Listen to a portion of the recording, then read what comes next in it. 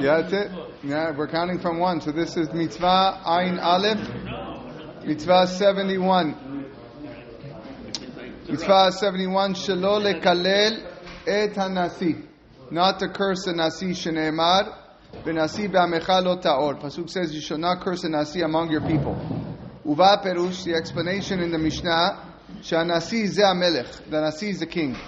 Ve'omnam ze alav kolel kemo ken ha-nasi shve Yisrael. However, this also includes the Nasi of the Jewish people as well. Ve'hu rosh Sanhedre gedolah shenikra Nasi gamken, which is also the head of the Sanhedrin, who is called a Nasi. Nasi is Lashon, raised among your people. Lefi shekavanata katuv le'azirenu, al kol mi shehu rosh serara l'Yisrael, ben memshelet malchut, ben memshelet Torah. The Pasuk is cautioning us regarding anyone who has a position of superiority over the Jewish people, whether that is through government or through Torah authority. Misharshei mitzvah, the purpose of this mitzvah, lefi she'yi efshar le'yishuv bnei adam, it's impossible to have a functional society of people to exist, unless you appoint someone to be on top of them. To carry out his command and fulfill his decrees. The reason why we need this authority is because their perspectives of people differ from one each other. Clearly we see that today. And without any leadership, they're never going to be able to agree on one viewpoint. To do any of the things that they need. And consequently, what's going to come out of there is negation and cessation of all type of activity. And therefore, they need to accept the viewpoint of one individual from among themselves as authoritative, whether that perspective is good or bad in whatever instance. So that they may prosper and engage in the endeavors of the world. At times, from that advice of the leader, there's going to be great benefit, and at times, it's going to be the opposite. It's going to have negative impact. But all of this is still better than machloket, discord, which leads people to a complete negation of progress. Insofar as the appointed, the one appointed as head of the people is a source of benefit, as we mentioned. Whether he is a big tzaddik and he's in charge of guiding us to follow religion, like the Rosh Sanhedrin, or he's the like a king, the head of the government, who's protecting each man from his more powerful fellow. It's appropriate and fitting that we do not be disrespectful by cursing him. And even cursing him in private, not in his presence. All the more so in front of witnesses.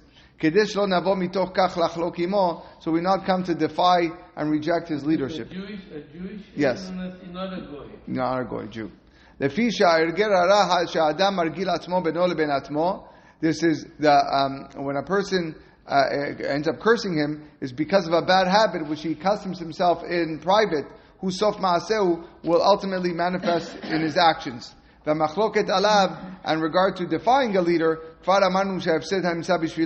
we've already mentioned in Mitzvah 69 the consequences that come from it. Midinei mitzvah, among the laws of this mitzvah, Mashamnu Zichronam Mivracha, what the Chachamim said in the Mishnah and the Gemara, She'en chayav alav ela hamkalelo b'shemo bekinui. When you're only punished for this if you curse with the name of Hashem or any descriptive term. Ve'shehamekalelo lokeh shalosh malkuyot. The one who curses the Nasi gets 3 sets of lashes. This first set, mishum Elohim lo tekalel, for violating, you should not revile Elohim. Now that's, we said, to curse a judge, and a Nasi presides over Sanhedrin, so technically he's even ahead of the head judge. Umishum v'nasi b'amecha lo ta'or, and also for violating this mitzvah of not cursing a Nasi, and umishum lo tekalel cheresh, and not cursing the deaf, which we're going to see later on, which is not just the deaf people, but all Jews. Mitzvah 231, she'ulav kolel kol Israel, is a prohibition that encompasses cursing any Jew. Ve'yete pratea, these laws, mevarim v'Sanhedrin, are set forth in Masechet Sanhedrin. It's important to note, certainly here, that this probably would apply to the Rosh Memshala of Israel, that is a Jew and is the head of a government, or you can even argue the president, who is called the Nasi of Israel. And you might not agree with his ideals, and you might not agree with the way that he's running the government. And clearly, we see that in Israel today, where you have a big divide.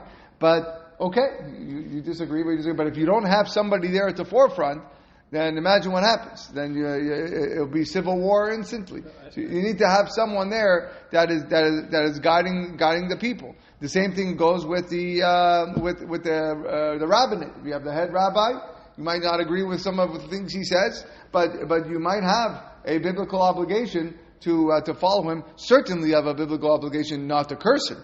Many people won't go so much as far to doing that to the rabbis, but a lot of people will curse the prime minister or the president for his politics or his foreign types of policies that he has, and it's unfortunate. That's why we have a democratic system. That's why there's elections.